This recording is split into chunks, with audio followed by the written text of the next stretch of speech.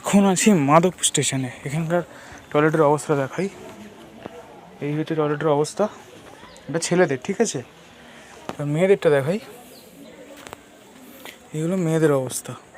আছি এখন নিশ্চিন্তপুর স্টেশনে, একটা পঞ্চায়েত এরিয়ার আন্ডারের স্টেশন, যেটা ইস্টার্ন রেলওয়ের মধ্যে পড়ে, ঠিক আছে। আর এই হচ্ছে তার মেন টয়লেটের অবস্থা, ঠিক আছে। আর ফিমেলটা তোমাদের দেখাই, দাঁড়াও। এই হচ্ছে ফিমেল টয়লেট, ঠিক আছে। দরজা নেই, কিছু নেই, দেখতেই পাচ্ছ দরজা ভাঙা। তো আমার প্রশ্ন আছে কিছু। শুধু কিন্তু এরকম একটা স্টেশন না, ইস্টার্ন রেলওয়ে, ওয়েস্টার্ন রেলওয়ে, সারা ভারতের রেলওয়ে গ্রামীণ যে স্টেশনগুলো রয়েছে সেই স্টেশনের এরকম হাল। আপনি ছেলেদের কথা বলছেন, ছেলেরা যেখানে সেখানে দাঁড়িয়ে ওপেন আপ হয়ে যায়, কিন্তু মেয়েদের ক্ষেত্রে তারা কোথায় যাবে? দরজা ভাঙা, এখন যেতে পারবে না, পটি পড়ে আছে ভিতরে। আপনারা জানেন যে গ্রামের দিকের মহিলারা, মায়েরা, বোনেরা শহরের তুলনায় কম অ্যাওয়ার, মানে কম অবগত তাদের হাইজিন সম্পর্কে। তারা এখনও পর্যন্ত প্যাডের জায়গায় কাপড় ইউজ করে, এরকম বিভিন্ন জিনিসপত্র রয়েছে।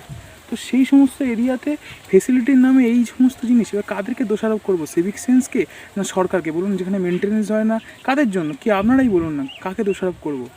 আজ ধরুন কোনো মহিলার স্টেশনে, এরকম স্টেশনে, এবং প্রচুর স্টেশন রয়েছে গ্রামীণ অঞ্চলে, পেয়ে গেল টয়লেট, কোথায় করবে তারা?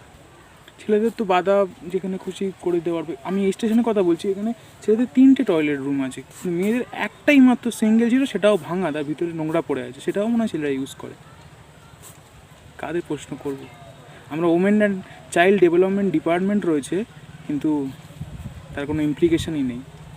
আর গ্রামের দিকে স্টেশনগুলি তো শিয়ালদা, সোনারপুর বা বড় বড় হাওড়া যেরকম পে অ্যান্ড ইউজ টয়লেট থাকে, গ্রামের দিকে এগুলো কিন্তু থাকে না, সব স্টেশনে থাকে না। তোমার মা, আমার বোন, তোমার বোন, সবাইকে স্টেশনে এসে ভাবতে হয়, তারা বলতে পারে না মুখ ফুটে। কখনো কখনো তারা ছেলেদের মতো করার চেষ্টা করে, কিন্তু কিছু করার নেই না, ফেসিলিটি নেই, কী করবে?